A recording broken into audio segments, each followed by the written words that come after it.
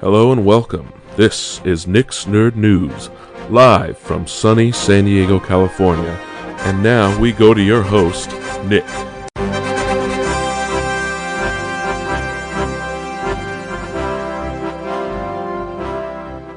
Yeah, we're back. You know who it is, you know what this is, and it's time for another rendition of whatever the fuck I want to talk about. And this week, it just so happens to be mostly about the boob tube. The small screen, that big black box sitting in your living room. It might have tubes. It might be a flat panel. It's the television, people.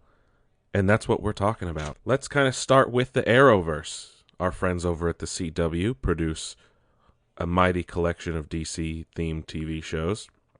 And we got some stories about where season 7 of Arrow is going to go. Yeah, season 7. And from what I could tell from various outlets online, Kotaku, IGN, Polygon, things like this, that Arrow will be kind of focusing maybe on that ditched movie plotline from a few years back, the Supermax story where the Green Arrow is locked in a prison with a lot of his villains. And logically, Arrow needs some new things, because obviously you can't tell the flashback storyline anymore. We saw that with season 6. Granted, you can have flashbacks with different characters, things like that. And the Supermax story will be interesting. Roy Harper's back as a series regular, and the team's kind of splintered again after season 6, especially what's been going on with that whole show with the fighting and other nonsense. I don't know. Anyway, this will be interesting. Oliver, obviously, spoiler alert, got locked up at the end of season 6 here. He admitted he was the Green Arrow. He was arrested by the FBI, things like this. So be interesting to see because of all the villains that Oliver's locked up over the years. And we could get somewhat of an Arkham vibe. Granted, we don't know what prison it's going to be set in. And we also don't know if all the arrests that were made because of Oliver's the Green Arrow are going to be overturned, because that whole anti-vigilante thing, and, vigilantes are illegal in the U.S. in general. So will that kind of affect the villains locked up? Are they going to stay there? Will he have to face off against them in prison? Are we going to get Slade back? It'll be interesting to see how this works. I hope Manu Bennett comes back as Slade. It's everyone's favorite villain from the show, and there's other aspects of that dynamic. So I can't wait. I hope they've learned what's happened the last 2 seasons, and it's not kind of this up and down, and then really good on the home stretch. Like, let's kind of shoot for something better here, Arrow. Come on now. Let's kind of switch gears over to the newest Arrowverse show. I kind of yelled that at you guys there, but Legends of Tomorrow. And by far, that show is having the most fun because it really doesn't have to stick to anything, and it really doesn't care about anyone or rules or anything. And for starters, we're getting John Constantine as a series regular, so that's awesome. Unfortunately, Wally West is not going to be a series regular. They kind of teased at the end of last season with him, and seems like the actor is just kind of facing personal struggles. Maybe not struggles, but he's just reflecting on his life and making changes. So that I respect that. He wasn't fired. He wasn't let go or anything. Granted, they don't know what to do with the character, and maybe that's part of what he's just going through in his personal life, and I respect that. That's good. So everyone just leave him be, let him do his own thing. But anyway, back to the story at hand. They said that this season's villains, instead of a traditional sense, is going to be like creatures from myth and history, and fantasy and things like that. So that's really cool, because that was kind of teased at the end with Constantine dropping like a dragon head on the beach with the whole cast, saying like, look what you've released from their time prisons when they broke time to fight malice. So, having Constantine as a team member is actually perfect for this, because he's the one who knows how to deal with the occult and things of magic and mystery and things like that. So that's perfect. On a downside, though, Maisie Richardson Sellers said she is coming back as a Maya, despite the fact that she kind of left the team at the end of the last season. Granted, this is a time travel show, so timey-wimey shenanigans are all abound. I'm not particularly fond of this decision. Amaya kind of became a lame character. Don't get me wrong, Vixen's an awesome superhero. It's just the way they were writing her character, and this whole weird like relationship with Nick or Nate or whatever his fucking name is as Steel. And it just, I don't know what they were doing with the story. And like I said, she was kind of just there, and she was being poorly written, and just, I don't know if it's the lines they're giving her, or maybe she just can't act. I don't want to say that because I don't know too much about her. I haven't seen her in too many things. But it's just, I don't know what the plan is with that character, with that storyline. And it's like, she's from the past. She has grandkids that are supposed to like turn into heroes one day. Like, she can't be hanging out in the future forever. Unless, I'm just going to call him Steel, because that's his character, his hero, his alter ego. Unless he goes back with her. But I don't understand this show. It makes no sense to me what they're doing with her character. Everything else is fine. It's a shame that we're not going to get Firestorm back with Jax and Dr. Stein, because that was a great duo. But no, Constantine is great. Matt Lucas is hilarious, or whatever. I can't think of the actor's name, but he's hilarious as Constantine. He's perfect. We have Sarah Lance still leading the team. Brandon Routh is there, who's great as the Atom. So, no, this show will be fine. It's just one character is going to be just dumb and shitty and boring to watch. Sticking with DC, DC finally announced a lot more about what's going to be happening in their streaming service. And there's going to be classic movies and TV shows, their new shows, and actually access to digital comics, which is pretty fucking cool. We got more pictures of Brandon Thwaites, I think that's how you say his name, as Robin, and it looks really good. And we got more pictures from the third season of Young Justice and the new team, which looks great. The animation, I still don't understand, but it looks like we got Robin, I guess it's still Impulse, little older, everyone's aged up. Spoiler, I'm guessing. Blue Beetle's back, so they trust him again after what happened in season 2. And there's going to be an older team of heroes with Nightwing still and Tigress, and looks like Aqualad's a little older, and Superboy, things like that.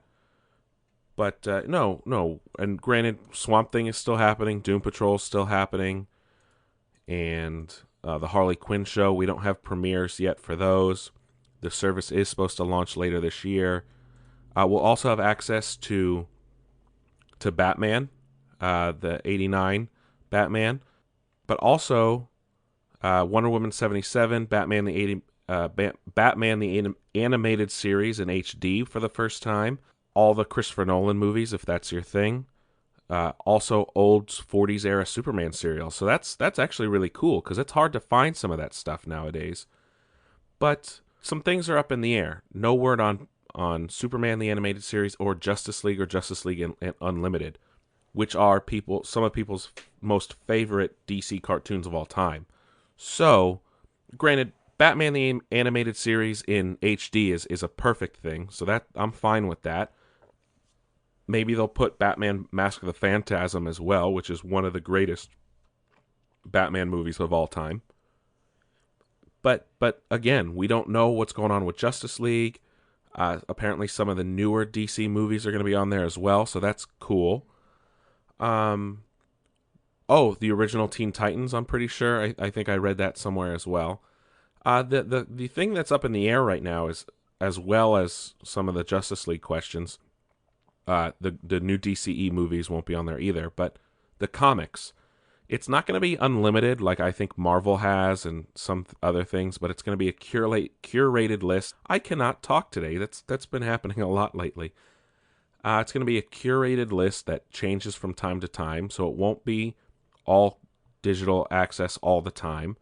So that's kind of up in the air. It's something to question. And of course the price. They haven't announced a price. You can go up and sign up and try to be a tester or something like that, but as more and more things come out for streaming, it's looking more and more less costly to stay with just regular cable and TV, which is a huge thing nowadays. Like, do I stay with cable or do I go with streaming services? And if you're paying for Hulu, if you're paying for HBO, if you're paying for Netflix, CBS All Access, Disney's streaming service that's coming out, all that shit adds up. And then you got to make sure you have an internet package that you can stream all this shit in HD and 4K if it's available. It begs the question, like, is it worth getting all this? DC needs to put something on here, some more. They need to answer some of these questions we have, give us some premiere dates for these shows that are supposed to be on here to make us buy in. Because if it only launches with Young Justice Season 3 or some of the old stuff and not a whole lot of new stuff, it's kind of like, well, is it worth paying for this right away? And you don't want it to be dead on arrival. The other cool thing, though, is that they're going to give you access to special collectibles for other people, so that's different. It's going to be interesting to see how this works, what it costs, what's really going to be on there. I'm excited because it's Young Justice, more DC-related things. Because they got to compete when it comes to live. No, they don't have to compete when it comes to live action. They have the CW. But, with cable and people having traditional inputs like that dwindling down, these streaming services need to have good stuff. And I really hope the Titan show is good. I really hope the Doom Patrol brings more awareness to those characters. I'm hoping the Harley Quinn show knocks it out of the park. Like, we'll see. We'll see how this does. Aquaman's coming out later this year, so DC needs a couple wins so people can understand that, yes, the Arrowverse shows are good. Yes, the comics are good, but they can also put out awesome content that's worth paying for. And speaking of streaming services, I watched Glow Season 2, knocked that out this weekend. Glow, to me, was a bit of a sleeper hit last year. I really liked it with Alison Brie, mostly because of Mark Maron, which then sent me down the rabbit hole of binging his whole IFC show, Maron, and kind of also got me interested in starting this podcast. So that's another story for another day. But no, Glow's great. Gorgeous ladies of wrestling about like an 80s. It took place in the 80s. This was a real thing. It's based off a true story. And a lot of great characters in the show, and it's so wonderfully 80s. It's great. And Alison Brie is good in it. Some of the other actresses are really cool. They play awesome characters. Again, Mark Maron, who's amazing. But no, the second season kept building on what was going on in the first season and kind of them struggling to make a successful TV show and getting people to watch, things like that. But it was great. It was really great. I hope it gets renewed for a third season. I hope it comes back. And yeah, I want to get more into some more Netflix shows. Now it's the summer. My other stuff is gone. I can finally sit down and watch Luke Cage Season 2, Lost in Space, Jessica Jones Season 2, things like this. I can finally dive into those and finally get in and watch them and knock them out. We also heard that BoJack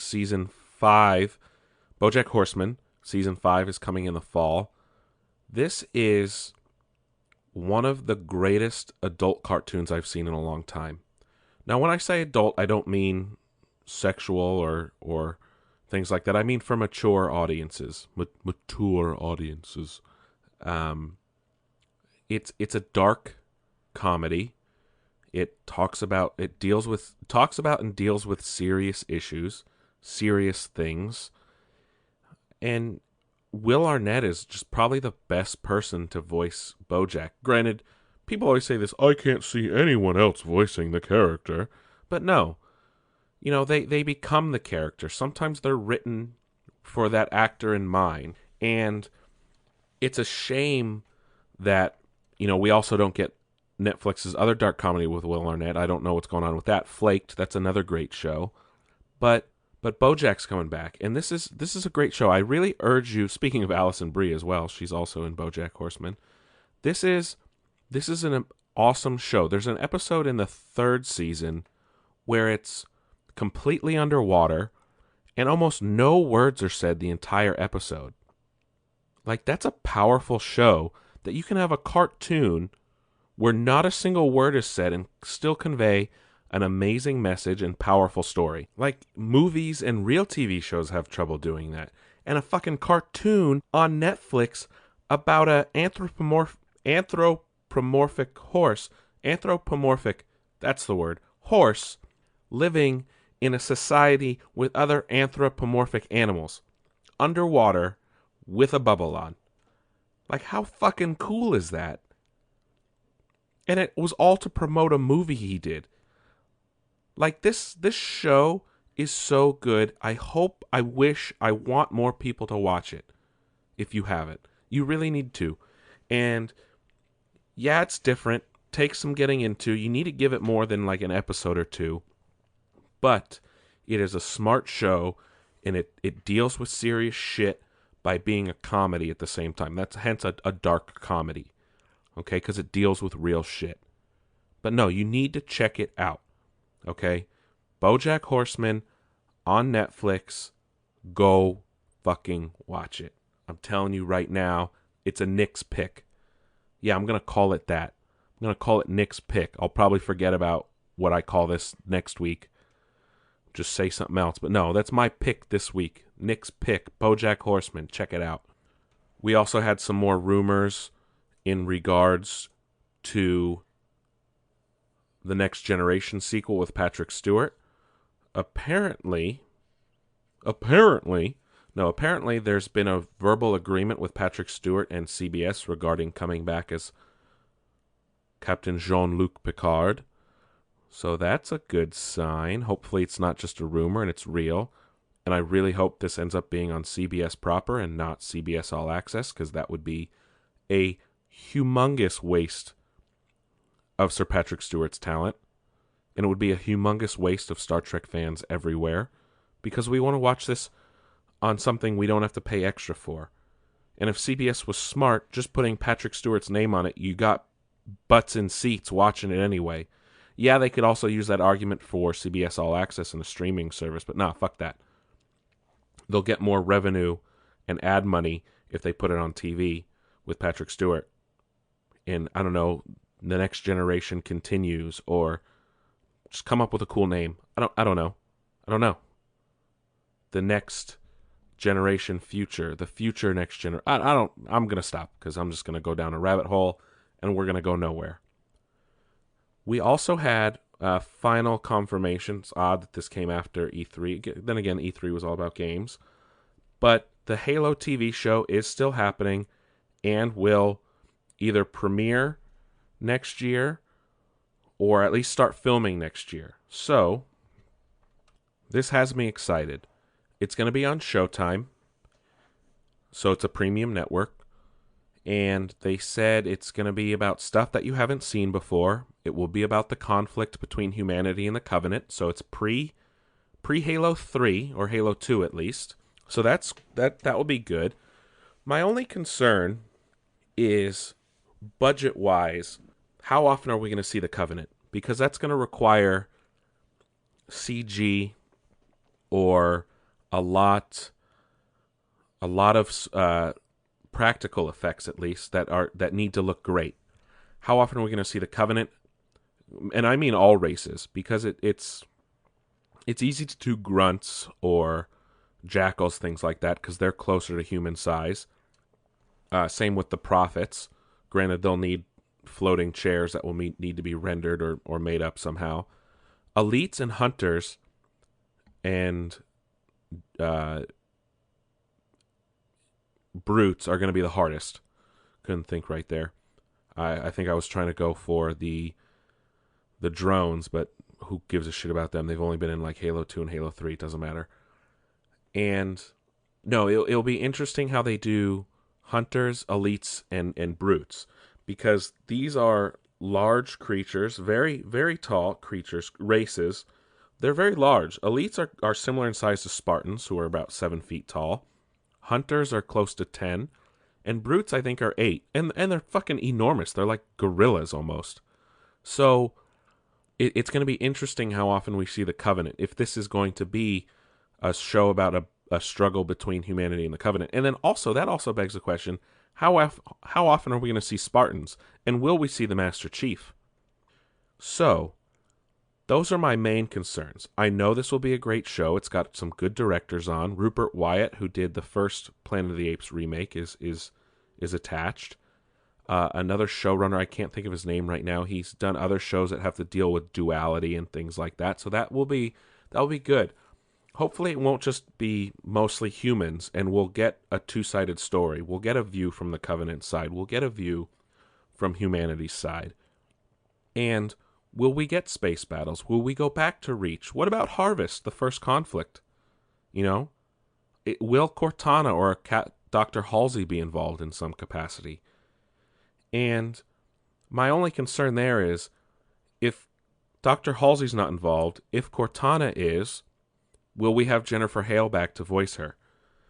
If Master Chief is there, will we have Steve Downes doing the voice? You can't have Master Chief without that gruff voice that we're so familiar with.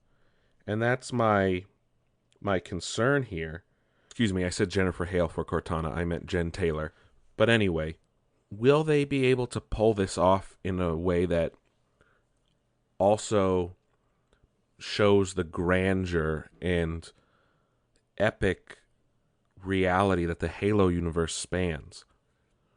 Will they have space battles? Will there be Scorpion tanks? Will there be ghosts flying around? Will there be a Needler? These are concerns that we have as fans. I'm sure they're looking to make it to not be an expensive show, because it will be on Showtime, so it's not exactly access for everyone, but those networks tend to have bigger budgets on their shows. It's only 10 episodes for at least one season. Steven Spielberg is still producing with Amblin Entertainment, and it will be interesting. Will they go full on big budget to try and compete with HBO shows? That's something Showtime has to think about. Can they go like hard in the paint, to use a phrase, to really convey just the grand scale of Halo? Now, I know what you're all thinking. No, there probably won't be a Halo ring in the show, because the first Halo that humanity found wasn't until Combat Evolved, and we're not seeing things that have already been in the games. Maybe we'll get stuff that was in the books. Will we see High Charity? That's another concern when it comes to things. There's a lot going on in a Halo show that, if it is live action or maybe some mix, they got to make sure that they budget things correctly so they can show off the scale of things in a Halo show that do it justice, that really captures the same essence the games did, especially when players first play the first Halo, when they on the second level, when they first land on the ring, or when the ring first shows up when the Pillar of Autumn comes out of slip space.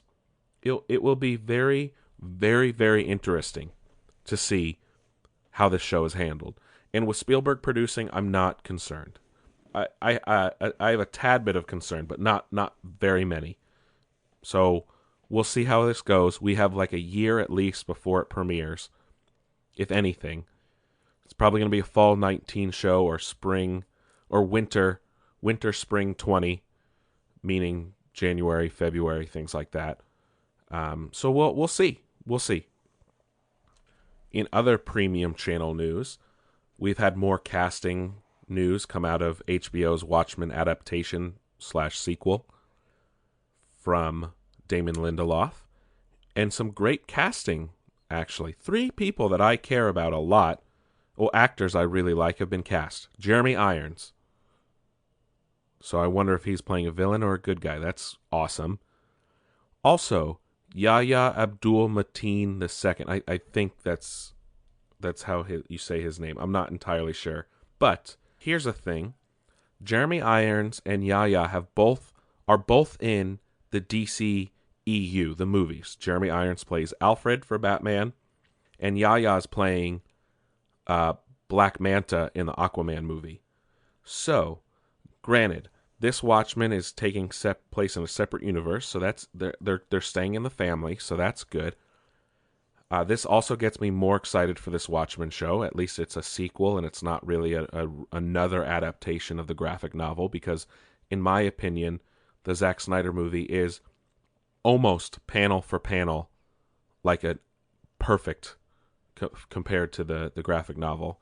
And then also Tom Meissen, who you probably don't recognize that name, but if you ever watched the Sleepy Hollow show that was on Fox, the first 2 seasons were great. I kind of fell off after that because that show went to shit. But Tom Meissen played Ichabod Crane, and oh man, he just played a wonderful British man waking up in the 21st century, having been put to rest back in the 1700s during the Revolution, and just experiencing the future as a man from the past, and he did it wonderfully. Oh man, that was just so great. There's one moment that always sticks out in my mind with him, is when he has a donut hole for the first time, and he's like, "But where is the rest of the pastry?" And just like the whole thing around donut holes was just great. But anyway, he's been cast in the Watchmen show, which seems like the pilot's done, and they keep casting. I'm guessing that's for later episodes. So we'll see. This is probably going to be a show that's on HBO in the near future. We won't have to wait long for this show. So I'm excited. You all should be too. And Damon Lindelof knows how to make like a mystery type show. I mean, look at The Leftovers. Super underrated show. And he worked on Lost, so we know he's capable of handling things of this magnitude, of this nature, how to keep people on their toes. So we'll see. HBO keeps chugging along with keeping great content around and great creators in their stable. Anyway, that's kind of it for TV. We kind of went from basic cable, the free local channels, streaming, up to your premium networks. And let's kind of talk about movies for a little bit here. To the most unfortunate news ever, which upsets me very much, Indiana Jones 5 has been delayed till at least 2020. And there's one upside, and that's with a delay, it means we can maybe have a better movie, just so we don't rush into production. Harrison Ford and Steven Spielberg are still attached, are still set. That is a go. The only problem is, by the time this movie comes out, Harrison Ford may well be 80 years old. And he can't do what he used to. We saw in The Force Awakens that he can still get by doing some things. Granted, that was 3 years ago, made 4 years ago, so he was still in his early 70s. By the time this movie comes out, that they start filming, he'll be in his late 70s, so there's only so much. My hope is that they don't kill Indy. You can end that franchise with him as an old man retiring. Okay? We don't need to have Shia LaBeouf continuing on. I know they're probably not bringing him back. I hope they don't reboot it. I hope they don't do like some weird thing with a new actor. I really just, if there's one franchise I just ask that they don't touch forever, it's Indiana Jones. It's one thing I don't want them to reboot. I don't want them to do a new young Indy like they did with Solo. I don't want them to do anything with this. And I hope, granted, Indiana Jones, yes, is popular, is nowhere near the same level as Star Wars or Marvel or other characters. It's Harrison Ford is Indiana Jones, just like Harrison Ford is Han Solo. Okay? It's just, all I'm asking is if one day we get a reboot of Indiana Jones, I just hope it's so far in the future that I'm an old geezer or I'm dead and it's just like forever from now. That it's just one franchise I don't want them to start over. Just please to God, just don't do it. Okay? End it with Indy 5, keep it at 5 movies, boom, done, over. Please. I pray to God I don't believe in. I pray to every God every other person believes in. I pray to the universe and karma and whatever. Just don't remake Indiana Jones. That's all I am asking of the universe right now. Just don't remake Indy. Whatever. We had a poster come out for the movie Glass, which is a sequel to Split, which was a sequel to Unbreakable. And somehow M. Night Shyamalan has gotten by making really good movies and really shitty movies. And luckily he still gets work and people trust him. Because Unbreakable is a great superhero movie, by the way, with Bruce Willis and Samuel L. Jackson. Split was an amazing movie that you don't know is part of that until the very end. Spoiler alert, movie's almost 2 years old, deal with it. It has no bearing on the story, so it doesn't matter. But because Split did so well after his many failures, we're getting a third one focused on Samuel L. Jackson's character, Mr. Glass. It's being called Glass. And I'm stoked on this because I recently watched Unbreakable and it blew my fucking mind how great it was. Split was awesome in terms of dealing with, and James McAvoy, by the way, was great playing multiple characters, a person with, I guess it's schizophrenia or multiple personality disorder. But anyway, regardless, those movies were awesome. And I'm excited for Glass. And Samuel Jackson was stoked to come back. And what's cool about the poster is it uses all 3 characters on it. And it uses the 3 different colors that represent them on it. So we'll see. That comes out soon. I think next year. I'm very excited for this movie because of how well Split came out. I trust M. Night Shyamalan again. This is a movie that's part of that's in his wheelhouse that he can be good at directing. Because we know of The Village. We know of The Happening.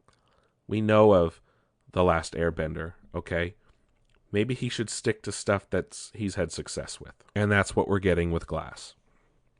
We also had news that Jim Carrey will be playing Dr. Robotnik in the Sonic the Hedgehog movie. And I don't know what to make of this. I'm glad they're going back to the Robotnik and not that weird Eggman name thing, because that was always weird to me. Of course, Sega's trying to bank on the whole nostalgia thing of Sonic and it coming back and being successful again, especially with the Mario movie coming out. But how do you make a Sonic movie? It's just him collecting gold rings, fighting robots, and jumping on Dr. Robotnik's creations. I don't know how this will be a movie.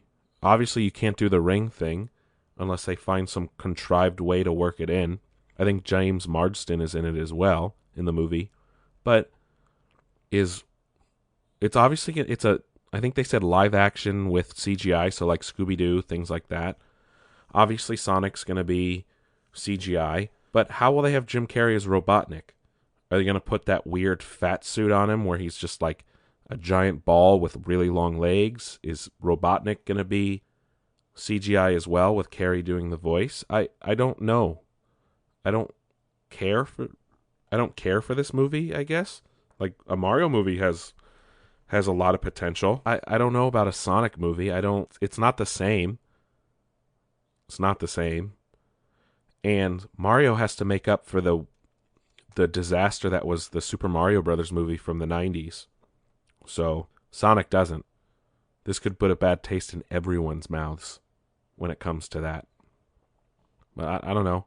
I need to see a rendering or like some things that come out of this movie before it comes out. I know it doesn't have a release date, but I need to see more from this movie before I really decide if I want to give my money to a studio for it. You know what I mean?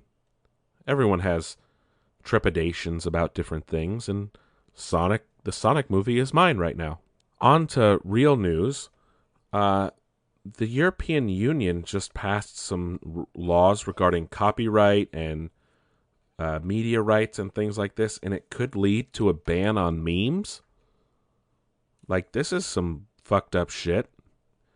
Like, when it comes to intellectual property and protecting what people own, I understand that. But when it comes to the idea of a meme, which is obviously major internet culture, but it's more satire than anything. That's supposed to be protected. Well, at least in the US it's protected. But for the EU, the EU's been doing some weird shit lately when it comes to creating laws, when it comes to protecting consumers, privacy laws, and like intellectual property and copyright laws and shit. It's like they're almost taking a backwards step. This could have major implications on the internet of the future. No memes? No memes! In Europe! And they create great memes. The US's memes are the best memes. Make memes great again. Okay?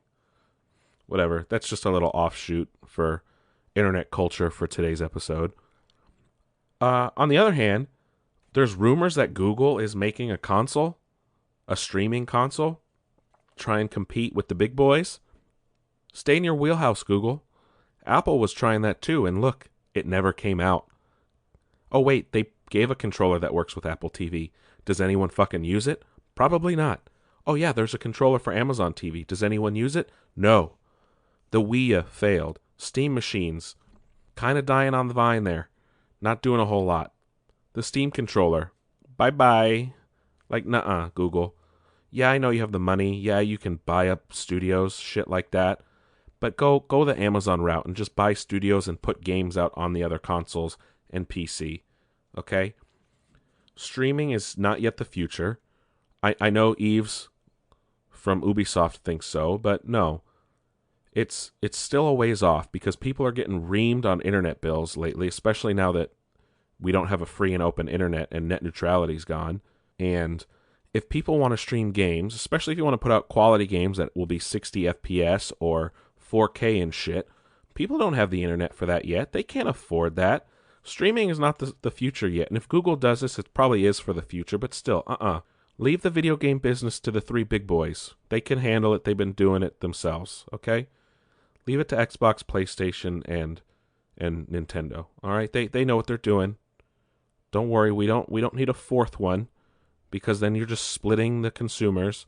You're splitting the player base. Just be smart about this, Google. You know how to do things. Don't take over the world. Don't be that company. Don't be that company. You're turning more and more into Hooli from Silicon Valley every day, and it's becoming laughable. But anyway, there was rumors that, and somewhat confirmation, that we might be getting mod support on Xbox for all games that would be willing to support it. That's kind of cool. More and more, the Xbox is turning into a PC alternative. It's more affordable when it comes to 4K with the Xbox One X. It already has mod support in some form on Fallout 4, more than the PlayStation does.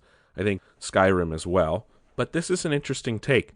I'm sure people would love to have the ability to play with mods on different games on Xbox. Minecraft, it would open up a wealth of creativity and wealth of opportunities.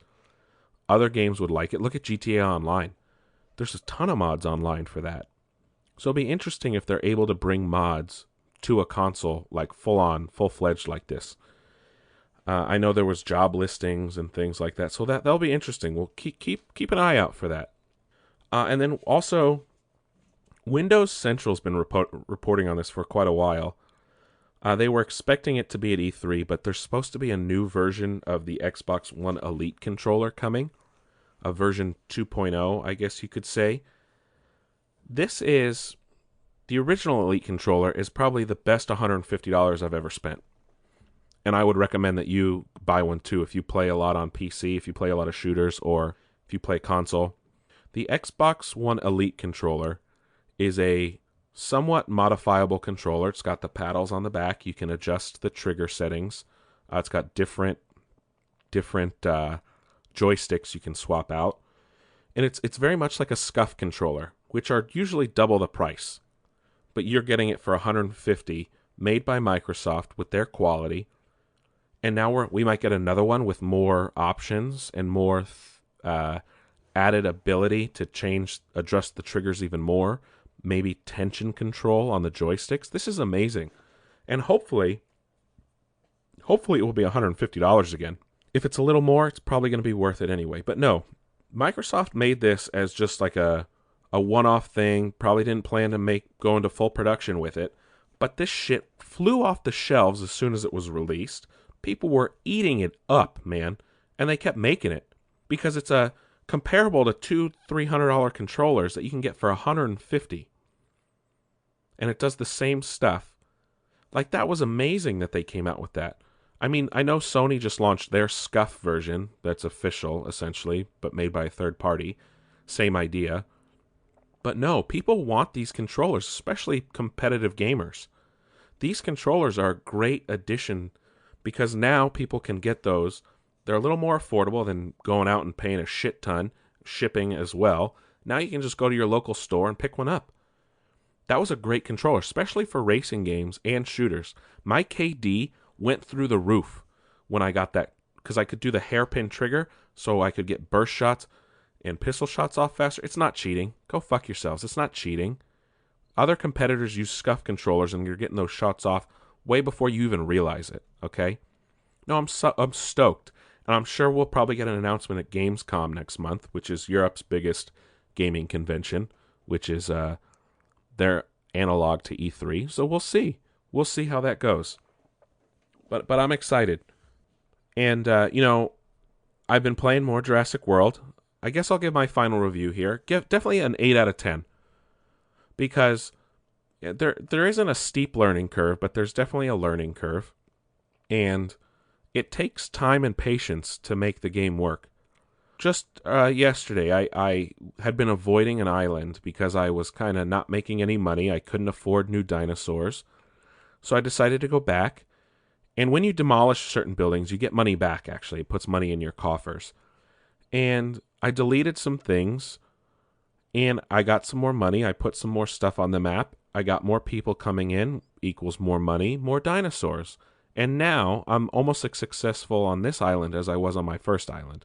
I unlocked Isla Nublar. Haven't unlocked all the islands yet, but I don't need to definitely give this game an 8.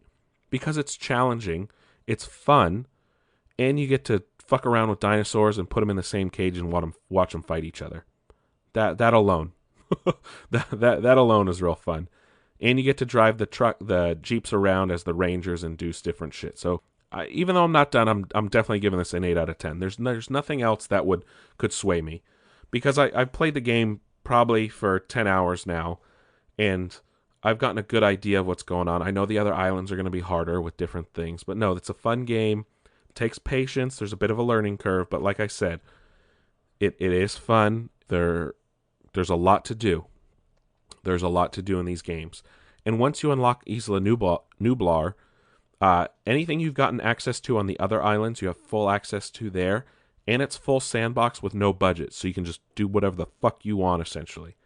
So that's fun. But hey, 8 out of 10, all right? Jurassic World Evolution. PC, Xbox, PlayStation. Go play it. Go play it. But that's another rendition of what we like to call Nick's Nerd News. A bit of Nick Unfiltered. Nerd Unfiltered, excuse me. Can't even talk about my own show correctly today. But as always, I'll leave you with a message. Do whatever the fuck you want that makes you happy. All right, people? Ignore the haters. Do your own damn thing. Just go on living. Livin. Keep on living. I'm Nick. I'm your host. I rambled on about a lot of things today. I'm glad you listened. As always, follow me on Instagram and Twitter. Instagram is nix.nerd.news. Twitter is Nick's Nerd News. Check me out on Facebook, Nick's Nerd News. Okay? I'm on Google Play. I'm on iTunes. Like, follow, subscribe, leave a comment. Give me some stars, baby. Give me some stars. I'm shilling myself here. I want you to keep listening. I want other people to keep listening. Let's share this baby so we take this show up into the stratosphere. All right? But anyway, this show's going to air post 4th of July, so happy fucking 4th of July to all my American fans out there. Independence Day. Fuck yeah, right? Okay. Anyway, hey, it's July to everyone else. Have a good fucking week. I'll be talking to you next week. Bye now.